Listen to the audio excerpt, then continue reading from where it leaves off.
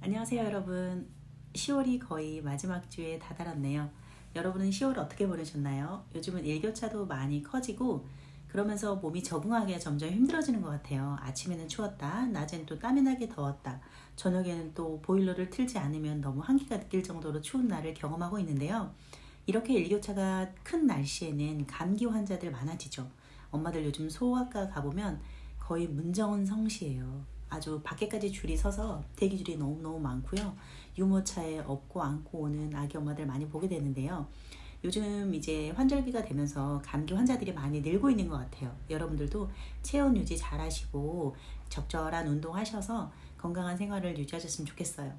제가 이 시점에서 리뷰를 하고 싶은 영양소가 바로 비타민 C입니다. 여러분, 비타민 C 되게 많이 들어보셨죠? 굉장히 흔한 영양소고요. 비타민 하면 제일 먼저 생각나는 게 비타민 C 아닐까 싶습니다. 그리고 우리가 비타민 하면은 비타 500, 비타 1000, 뭐 오로라민 C 뭐 이런 거 다 비타민이죠. 그러면 그렇게 약국에서도 아무한테나 팔 수 있고 선물로도 우리가 쉽게 살 수 있는데, 그럼 그만큼 비타민 C는 안전하다는 뜻이에요. 안전하고 부작용이 없고, 그리고 가장 큰 장점, 값이 저렴합니다. 우리 몸의 비타민C가 왜 이렇게 중요한지 오늘은 살펴볼 건데요. 비타민C의 가장 큰 역할 세 가지를 꼽으라고 하면, 첫째, 콜라겐 합성을 도와줍니다. 둘째, 그리고 면역력을 높아줍니다. 면역력을 높게 해주고요. 그리고 세 번째는 우리 몸의 항산화 비타민이 비타민C입니다. 처음부터 살펴볼까요? 콜라겐 합성을 도움을 줄 수 있는 거는, 우리가 요즘 피부다, 뭐 관절 건강이다 이러면서 콜라겐 제품이 아주 대세죠. 정말 많은 브랜드에서 콜라겐 신제품이 나오고 있고요. 값도 많이 비쌉니다, 콜라겐은. 하지만 전문가들이 얘기하는 얘기를 많이 들어보면은 콜라겐이 위에 녹아서 분자 구조가 바뀐다고 해요. 그리고 우리가 기대할 수 있는 만큼의 콜라겐은 합성을 기대할 수 없다고 하는데요. 기대하기 조금 어렵다고 합니다. 그러면 반면 가격은 너무너무 비싸죠.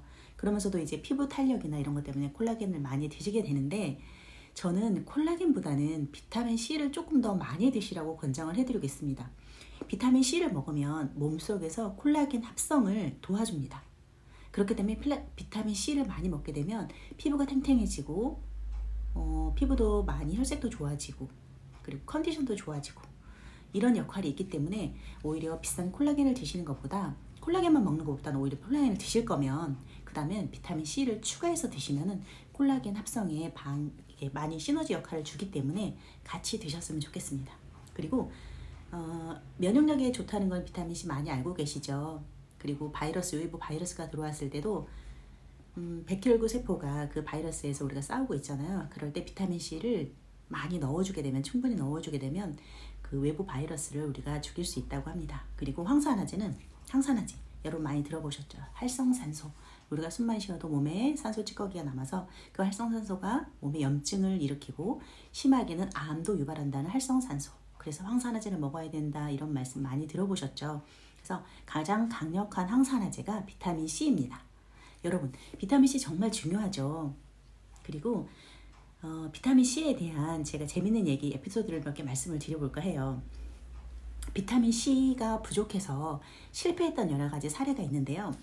1960년도 십자군 전쟁이 있었어요. 그때 십자군은 군수품이며 군사력이며 무기력이며 정말 최고의 군사였어요. 하지만 이 군사들이 배를 타고 나가서 전쟁을 하는데 싸워보지도 못하고 배 안에서 다 죽게 되는 사건이 일어납니다. 그때 돌았던 병이 괴혈병이에요. 괴혈병이면 비타민 C 결핍에서 올 수 있는 병입니다. 그리고 또 한 가지는 1940년도 영국 해군이 50년간 바다에 나가서 싸워보지도 못하고 배 안에서 모든 군사들이 또 다 죽게 됩니다.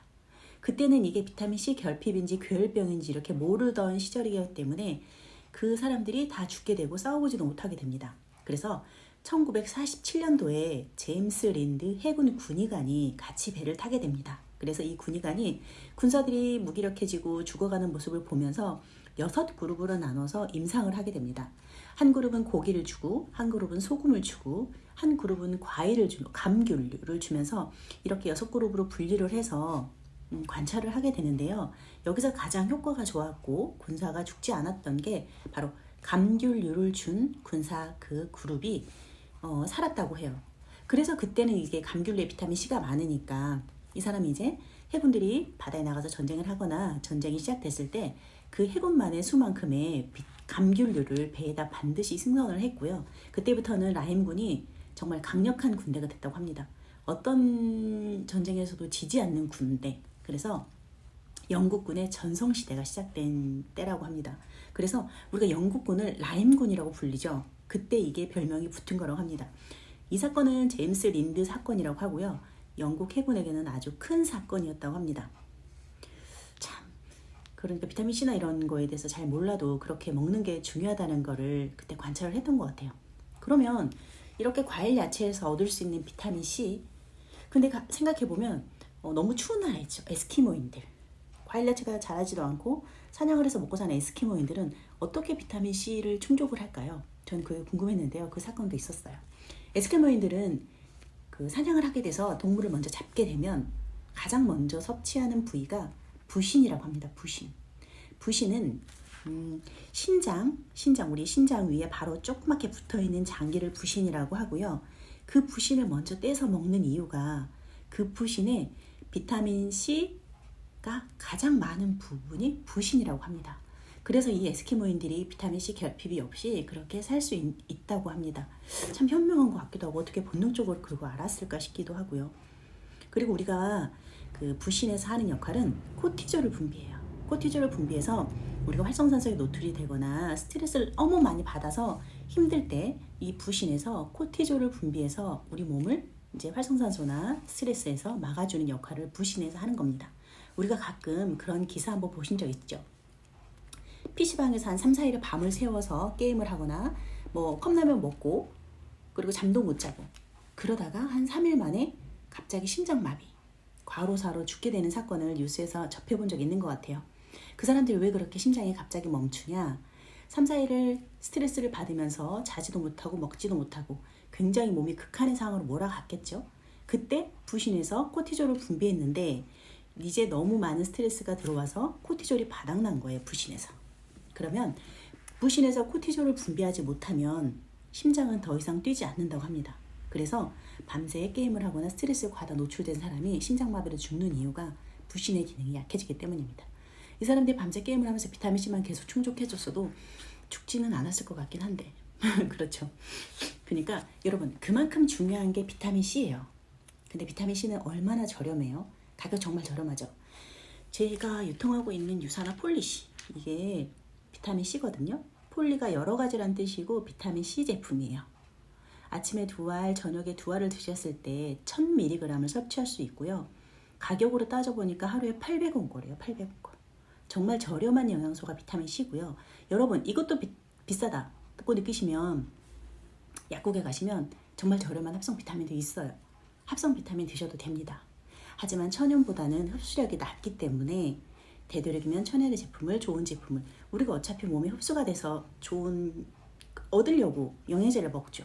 하지만 흡수율이 떨어진다고 하면 그 돈이 오히려 투자 대비 가성비가 좋지 않는 꼴이 되지 않을까 싶어요. 그래서 저는 되도록이면 천연에 가까운 제품을 섭취하셔서 내가 원하는 도움을 받으실 수 있으면 좋겠습니다. 이렇게 흔하고 값싸고 중요한 비타민C에 대해서 오늘 말씀을 드려봤는데요. 저는 비타민C를 공부하고 알아가면서 기능과학자 선생님들이 메가도스 요법을 많이 추천을 하거든요. 메가도스 요법 비타민C. 제가 그거는 다음 영상에 한번 리뷰를 해볼까 해요. 제가 직접 비타민C를 좀 메가로 먹어보기도 하고요. 어떤 증상이 나타나는지, 부작용은 없는지 이거를 좀 기록을 해놨거든요. 그래서 다음 시간에는 비타민C 메가도스 요법에 대해서 여러분들께 알려드리려고 해요.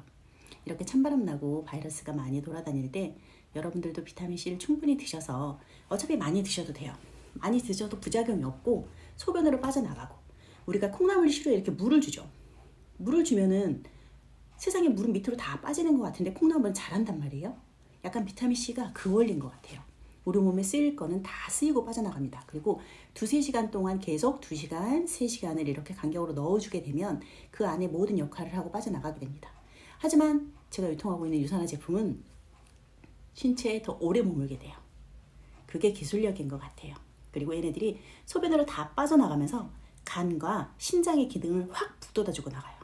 그래서 그냥 빠져나가서 소변으로 빠져나가는 것 같지만 끝까지 자기 역할을 잘 하고 나가기 때문에 여러분 비타민C 무시하시면 안 됩니다.